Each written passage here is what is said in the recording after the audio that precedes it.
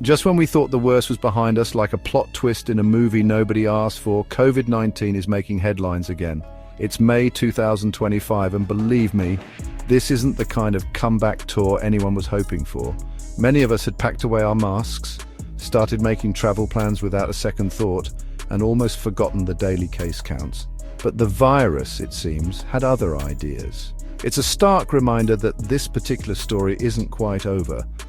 We are seeing a fresh wave of infections, a gentle nudge at first, but now a more insistent push, making us all sit up and pay attention once more to this persistent, unwelcome guest. The spotlight of this resurgence is currently shining brightest on India's bustling urban centres. Think of cities like Mumbai, the city that never sleeps, now having to stay awake for slightly different reasons. Chennai, with its vibrant culture, and Ahmedabad, a hub of commerce, are also reporting a noticeable uptick in cases. For instance, Mumbai alone reported 95 new COVID-19 cases in May 2025.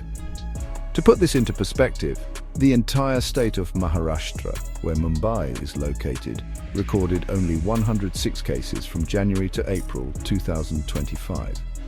This sudden spike is what has caught everyone's attention, turning a simmer into a potential boil that authorities are watching closely. This isn't just a minor fluctuation that we can brush aside. The numbers are telling a more serious story. Across India, as of May 21st, 2025, there were 257 active COVID-19 cases reported. While this number might seem small compared to the peak of previous waves, it's the trend that's concerning. States like Kerala, known for its robust healthcare system, along with Maharashtra and Tamil Nadu, are seeing the highest concentration of these active cases. Maharashtra, for example, saw its active case tally jump from a mere 12 to 56 within a single week, leading up to May 21st. This isn't just a statistic, it represents real people falling ill and the potential strain on our healthcare resources if the trend continues upwards. So, here we are, facing a familiar foe, but perhaps with a little more wisdom and experience than before. There's a sense of, oh no, not again, but also a quiet determination. We've learned a lot over the past few years about this virus and how it behaves. The key now is to remember those lessons and apply them. The virus mutates, it adapts, and so must we. Staying informed, understanding the risks, and knowing what steps to take are more crucial than ever. This isn't about panic, it's about being prepared and proactive in our response, both as individuals and as a community. So, what's really cooking up this new storm? It's not just one single ingredient, but more like a recipe with several components coming together. One of the main culprits, as you might have guessed, is the emergence of new subvariants of the virus. These are like new versions of an old software, some with slightly different features that can make them spread more easily or evade our existing defenses. The star of this unwelcome show seems to be a subvariant known as JN.1. It's a descendant of the BA 2.86 variant, which itself is a branch of the Omicron family. Think of it as the latest model off the production line, and it's proving to be quite efficient. Let's talk a bit more about this JN. 1. The World Health Organization, the global health watchdog, has classified JN.1 as a variant of interest. This doesn't mean it's time to hit the panic button, but it does mean scientists and health officials are keeping a very close eye on it.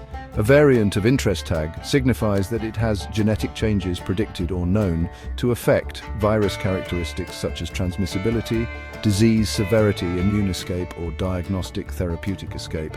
Basically, it's showing signs that it might be a bit trickier than its predecessors, perhaps better at spreading from person to person. But JN.1 isn't working alone in this resurgence. There are other players on the field, including a subvariant named NB 1.8.1 and another called LF7 NB. 1.8.1 is particularly noteworthy as it's a subvariant of JN.1 itself, first identified in China, where it rapidly became dominant.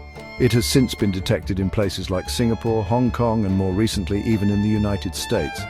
The WHO has also designated NB 1.8.1 as a SARS-CoV-2 variant under monitoring as of May 23, 2025.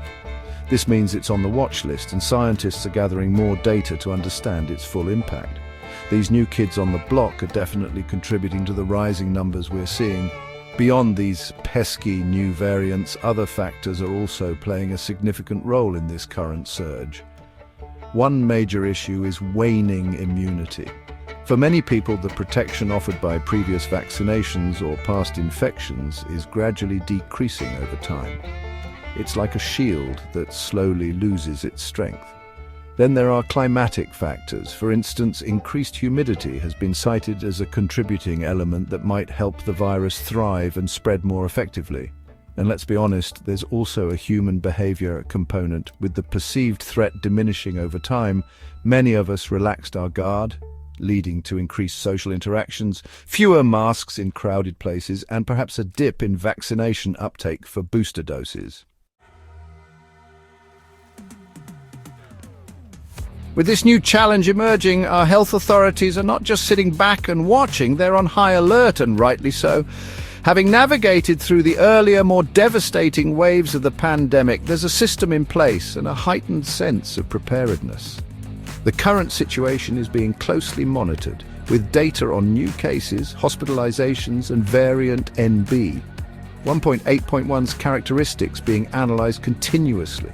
The aim is to stay ahead of the curve as much as possible, understanding the dynamics of this fresh surge to implement timely and effective measures. This isn't about causing alarm, but about responsible governance and public health management in the face of a known evolving threat. Specific actions are already underway to manage the situation and prepare for any potential escalation.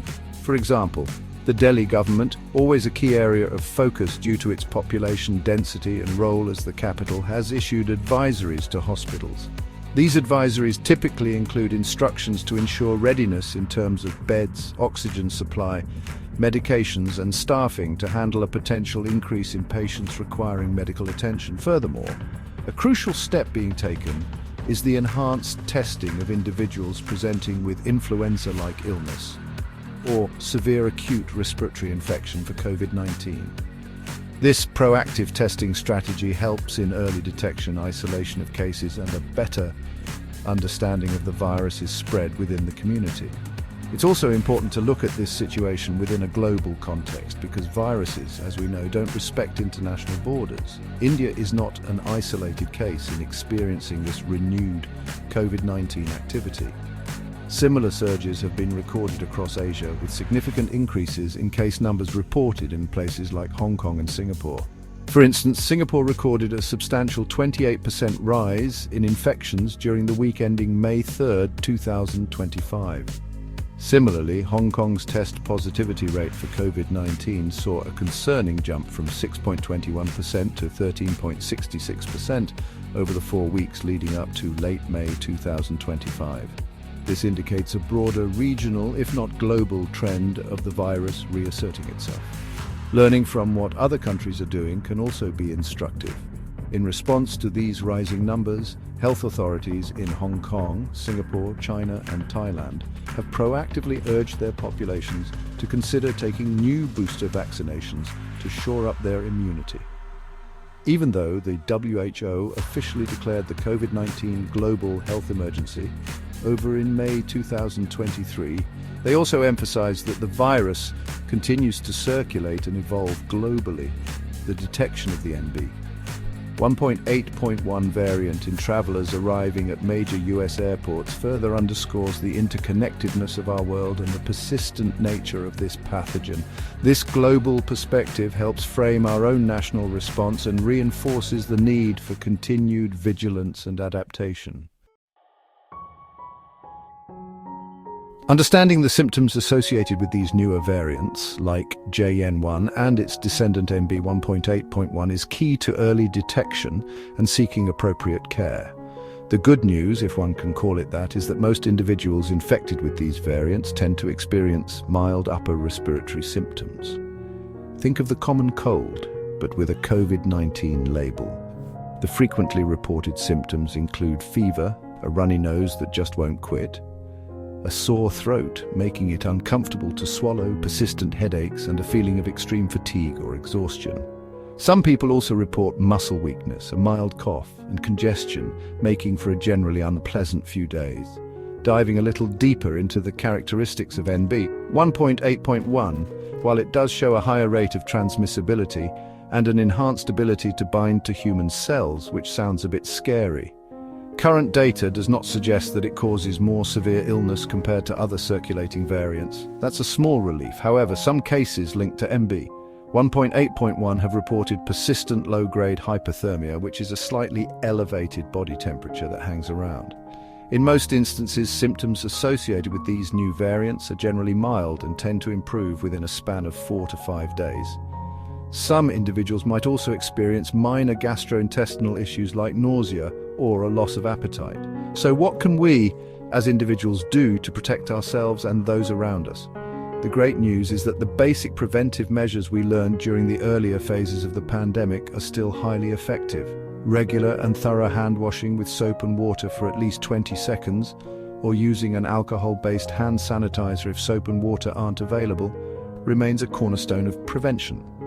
And yes, the humble mask still plays a vital role. Wearing masks, especially in crowded or enclosed public spaces, can significantly reduce the risk of both contracting and spreading the virus. It's a simple act of consideration for yourself and your community. Beyond these fundamentals, there are other important recommendations to keep in mind. Staying updated with COVID-19 vaccinations, including any recommended booster shots, is crucial for maintaining a robust immune response. It's also wise to monitor yourself for any symptoms and get tested if you feel unwell, isolating yourself to prevent further spread. Consider getting an annual flu shot as well, as this can help avoid co-infections which can complicate matters. Special vigilance is advised for vulnerable populations, including older adults, pregnant women, immunocompromised individuals, and those with chronic health conditions such as kidney diseases, diabetes mellitus, and COPD. By following local health guidelines and advisories, and by taking these collective precautions, we can navigate this new wave effectively.